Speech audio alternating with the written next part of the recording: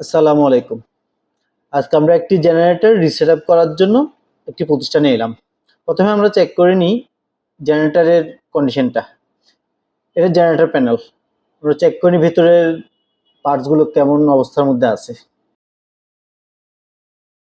Generator প্যানেলের সবগুলোই parts আমরা এখন চেক করে নিব নিজের হাত দিয়ে, তার কোনো ছেঁড়া আছে কিনা বা মেইন সুইচ কাজ করতেছে কিনা। মেইন সুইচগুলো আমরা চেক করে নিচ্ছি, সার্কিট ব্রেকারগুলা। আর এগুলো হচ্ছে রিলে। আমরা চেক করে নিচ্ছি এটা ডিপি এবিআর। ডিসপ্লে আমরা চেক করে নিলাম। এখন ডিসপ্লে মোটামুটি খুব ভালো কন্ডিশন আছে, ফ্রেশ। এটা ব্যাটারি কানেকশন হবে এখান দিয়ে। আর এটা হচ্ছে সাইলেন্সার পাইপ, এটা এদিক দিয়ে যায়, এদিক দিয়ে বের হয়ে যাবে।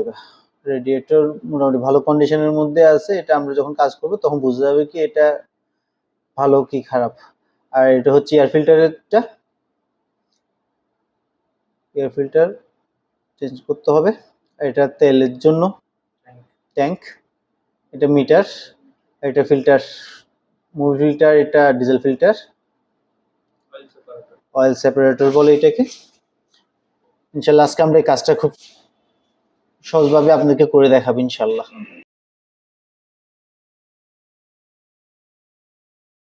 প্রথমে আমরা এয়ার ফিল্টার চেঞ্জ করে দিই।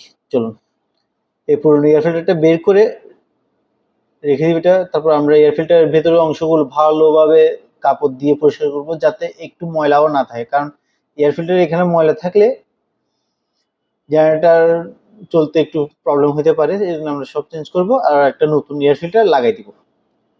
আপনি দেখতেছেন আমরা এয়ার ফিল্টার পরিষ্কার করে নিলাম, এয়ার ফিল্টারের ভেতরের অংশগুলো। এখন আমরা এয়ার ফিল্টার সেট আপ করে দিব। সেট আপ করার পর এয়ার ফিল্টারের যে বাহিরের যে অংশটা থাকে, ঢাকনা, ওই ঢাকনার অংশটা আমরা ভালোভাবে পরিষ্কার করে নিব। পরিষ্কার করে নেওয়ার পর এটাও আমরা লাগাই দিব। দেখুন আমরা পরিষ্কার করে নিচ্ছি।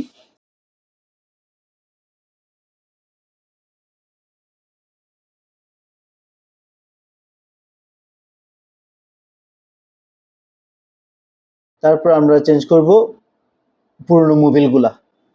একটা জেনারেটর সেট আপ করার সময় পুরনো মোবিলগুলা 100% চেঞ্জ করে নিতেই হবে, নয়তো জেনারেটর ভালো পারফরমেন্স দিতে পারে না। কারণ পুরনো জেনারেটর মোবিলগুলোর মধ্যে ময়লা থাকতে পারে। আমরা জেনারেটরের পুরনো মোবিলগুলো চেঞ্জ করতেছি। একটা জিনিস মনে রাখবেন, একটি জেনারেটরের প্রতি 250 ঘন্টা বা 6 মাস অন্তর অন্তর পুরা মোবিল, তারপর অয়েল স্প্লিটার, মোবিল ফিল্টার আর এয়ার ফিল্টার চেঞ্জ করতে হয়। এটা আমরা মোবিল ফিল্টার যেটা আছে ওটা আমরা খুলে নিলাম। মোবিল ফিল্টার থেকে যতগুলো মোবিল আছে আমরা সবগুলো বের করে নিলাম। এখন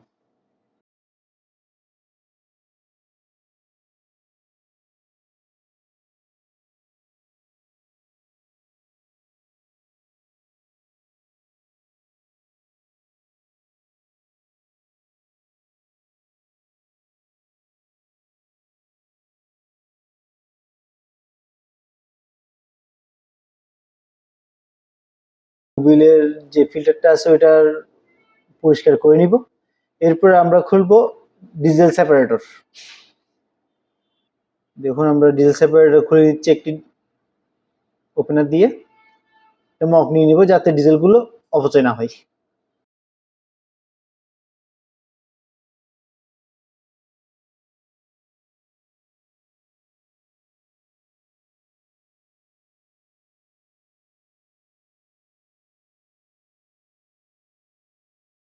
তারপর আমরা ডিজেল ফিল্টারটা আবার সুন্দর করে ডিজেল দিয়ে লোড করে, এরপরে ডিজেল ফিল্টার যেখানে লাগবে ওখানে একটু গ্রিজ লাগিয়ে আমরা ডিজেল ফিল্টারটা আবার লাগিয়ে দেবো।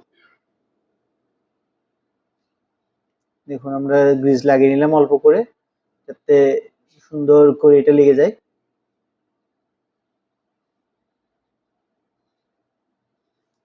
ডিজেল ফিল্টারের ওই প্লেসটার মধ্যে আমরা লাগিয়ে নিলাম গ্রিজ। এখন আমরা এটা লাগিয়ে দিব।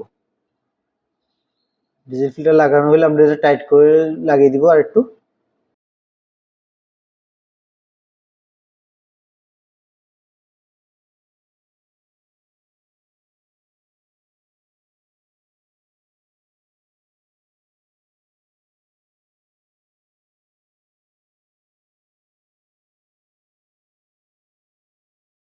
তারপর আমরা পুরনো মোবিল যেটা আমরা বের করে নিচ্ছি ওইটা আমরা লক করে দিব, কেননা আমরা এখন নতুন মোবিল ঢালবো জেনারেটরের মধ্যে। এই দেখছেন আমরা মোবিলের একটা কোটা নিলাম। এখন আমরা জেনারেটর ঢালার আগে আমরা মোবিল ফিল্টার যেটা আছে ওটা একটু মোবিল ঢেলে নতুন করে ফিল্টারটা আবার লাগিয়ে দেব। আর যেটা দেখতেছেন এটা আমাদের নতুন মোবিল ফিল্টার, পুরোনোটা আমরা রেখে দিছি, এটা কোনো কাজ আসবে না, এটা নতুন। মুভি ফিল্টার লাগানোর আগে আমরা এবার মোবিল দিয়ে এটা লোড করে নিতে হয়, কারণ মুভি ফিল্টার নতুনগুলোতে ভেতরে শুকনো থাকে, আর মুভি ফিল্টারে তো মুভি থাকতে হবে। এটার উদ্দেশ্য হলো মুভি ফিল্টারের মধ্যে যাতে কোনো বাতাস জমে না থাকে, মুভি ফিল্টারের মধ্যে বাতাস জমে থাকলে প্রবলেম হতে পারে আপনার জেনারেটরে। আমরা মুভি ফিল্টারের মধ্যে মোবিল দিয়ে নিলাম, আর এখন আমরা মুভি ফিল্টারটা জেনারেটরের মধ্যে লাগিয়ে দিব।